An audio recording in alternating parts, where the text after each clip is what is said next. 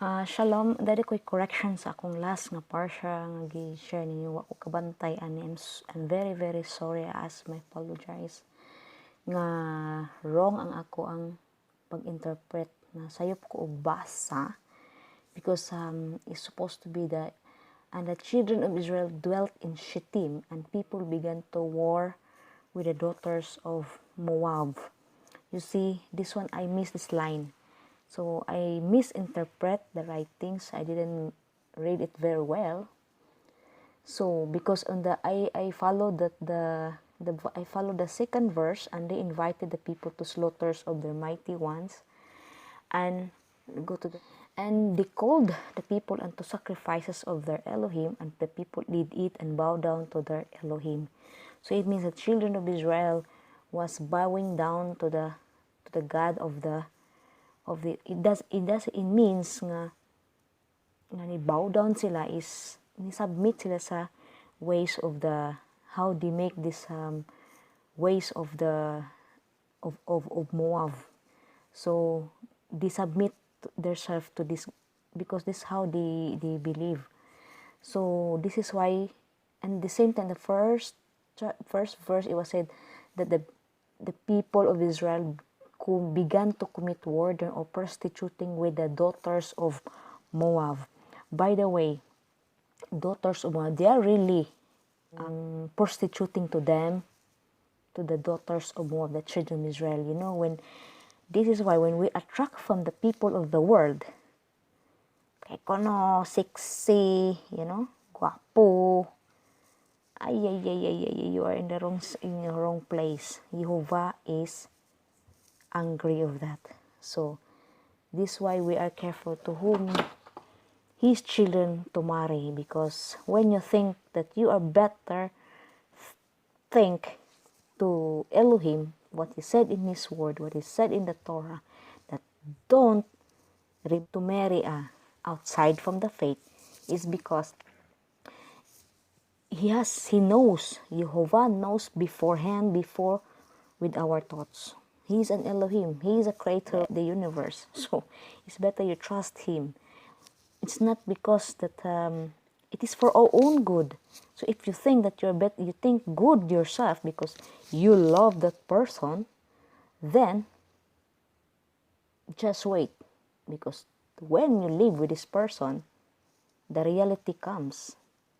The reality comes that you will see how you kuan man gani ning magtiayon nga magtutuo na puros, problemado na mga ikaayo nga napay mga conflict. How much more from outside who have no Elohim in their life, and he doesn't know about Elohim. Gawas og mo submit siya sa Elohim sa Israel. So that is a submit sa Elohim sa Israel, and you know what is to submit in Elohim Israel? To obey the Torah of Elohim. So that is the requirements. So if you want to bring people, but make sure you don't sleep first with this person if you want to have them, because they must undergo test before they are really called to be part of Israel, because there are many, that's only emotion, because she or he loves you. So that's a part is very tricky. A person who really respect and love you, then this is the way what Ruth did. Your people, my people. Your Elohim, my Elohim. That is the condition. To follow the Torah and to seek for Mashiach. Because that is, we don't ask for perfection, just to accept Mashiach in their life. So that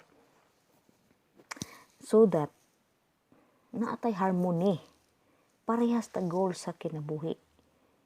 But if dili na kay mao gunay katimbang nato nga mag-unsay mga trial sa kinabuhi, mao nay timbang nato. Ang usa mao bitaw na it is written somewhere in, I think, in Ecclesiastes, na nas bali mong duha kay na atoy mo lift up nimo kung ikaw down, na usa mo lift up, kung usa down, ang usa na po mo lift up. So it's better nga it is from the Elohim, from the children of Israel.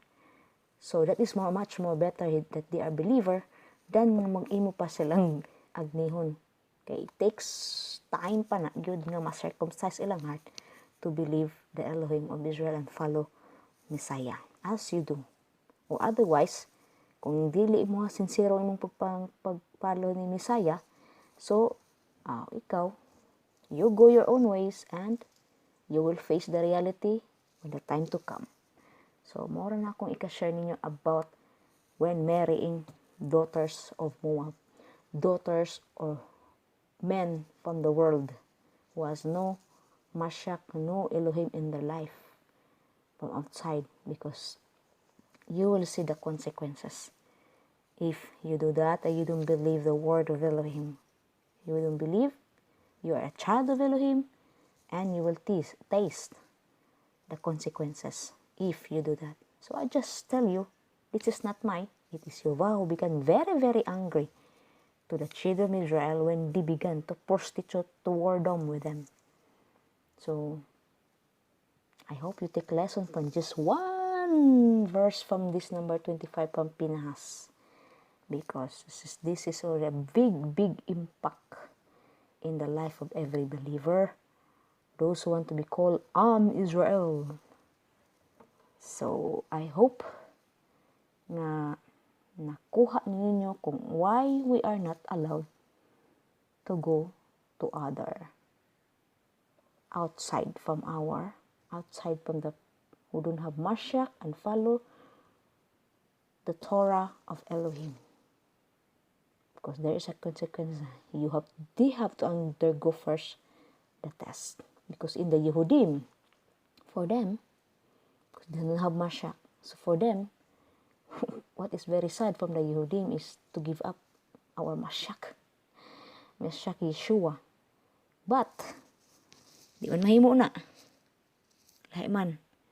So okay mo man nilang wa pa man sila makabuki. So I mean, sa ilang window of understanding concerning the Torah, that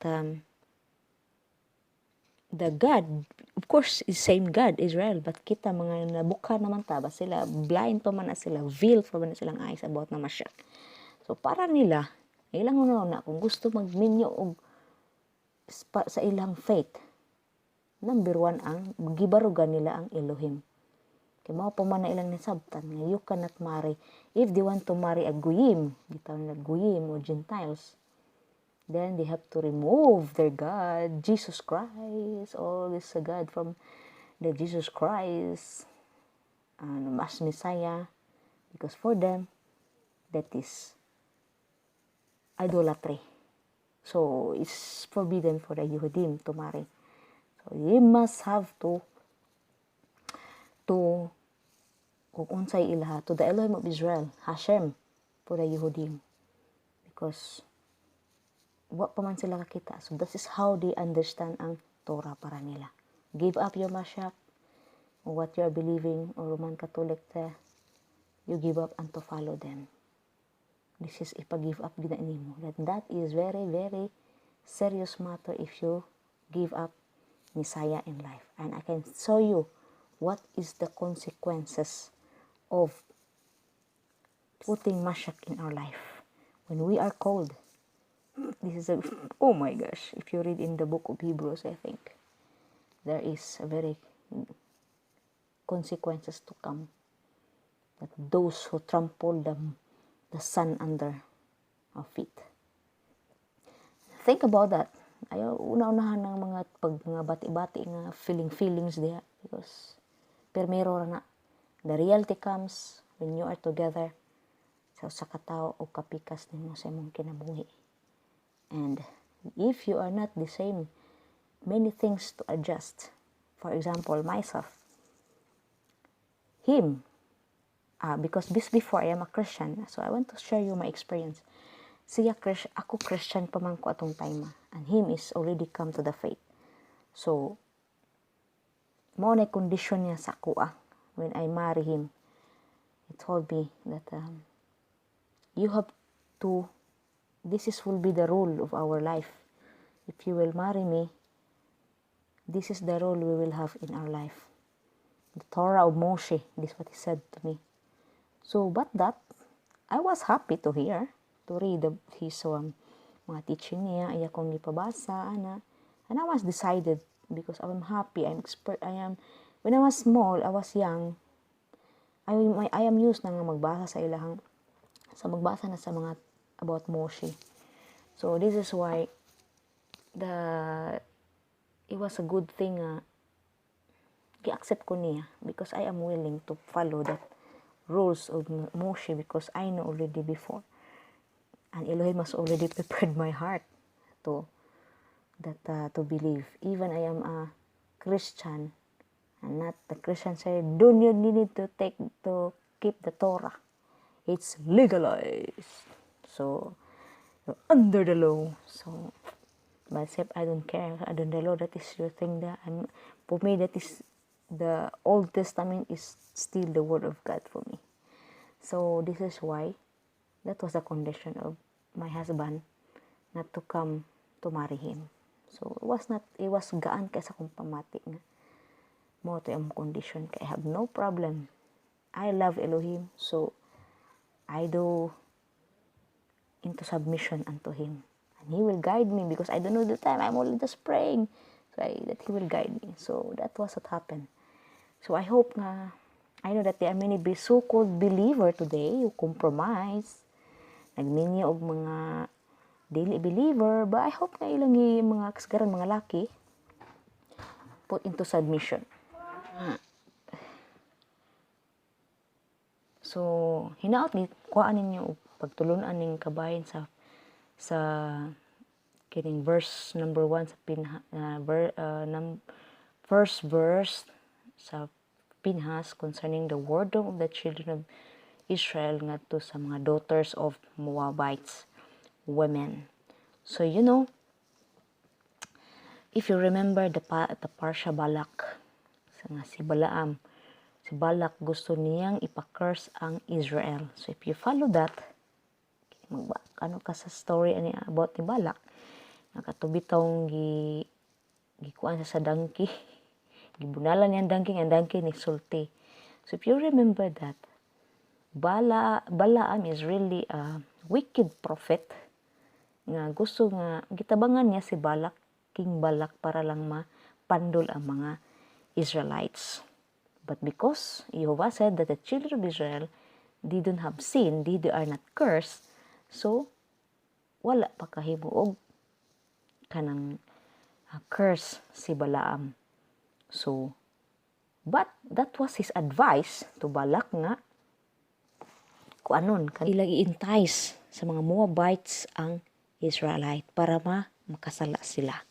So now it happened nga pandol jud ang mga Israelites sa mga baji sa mga Moabites women. But natuman. But the consequence ni Balaam, Jehovah told him not to go. When he continue siya, ni compromise good siya, go, wa siya pugi sa Elohim. Gipaundayunan siya, bisan man to, mo to yung mga reply niya sa Elohim, kung mo follow ka adto. But nahitabo yun, pero nahitabo ni Balaam, the end, namatay si Balaam. He was died, so he was killed him. I think in the war, so if you remember that. So, namatay siya. The same pod, if you remember, Ruth is a Moabite person. This why is a sin to, like, kato si Balon o si Kilion. Mga anak ni Naomi ba? Nagminyo og mga Moabites. Bawal, you see in the Torah, is forbidden to enter marriage with the Moabites. You see, sala sila. You see the consequences they have? They are both killed. Ni compromise ilang papa, si Elimelech, o ang mga anak, and the consequences is death. Can you imagine death? So, sa ato na, you are spiritually dead. Dead po ka. When you marry with the outside from the faith of the people of Israel. So, now the question is, how about marrying the Yehudim, the Jews, who are, di po pwede. even the house from Judah, they are the people of Israel. Kita nabukhan naman ta, let them come to believe Mashiach. That is okay to marry. But not the other way, to put the Mashiach underfoot. Ito na i-despise tungod ng lakihan niya. So no, they have to submit us to the Mashiach we have. Otherwise, no marriage. O, depende sa tao. Yan ang decision kung he has a greater revelation from the Mashiach or to follow that man who have no Mashiach yet, because I don't know. Because the Yudim will have to undergo before they can see Mashiach. So, take a lesson from what this one verse lang yun, by not worrying or prostituting to the daughters of Moab or the men's of Moab or the people of the world outside from the faith today in our time. Because if they don't believe the Torah, then they are in trouble. You are in trouble in your faith. You will be outside ka sa faith. Because Elohim, if anak ka, you will see the reality in life if you disobey Torah of Elohim. So I say shalom, and we have a blessed Shabbat, reading the word of Yahweh, and He is the one who will water it in the time to come. Bye.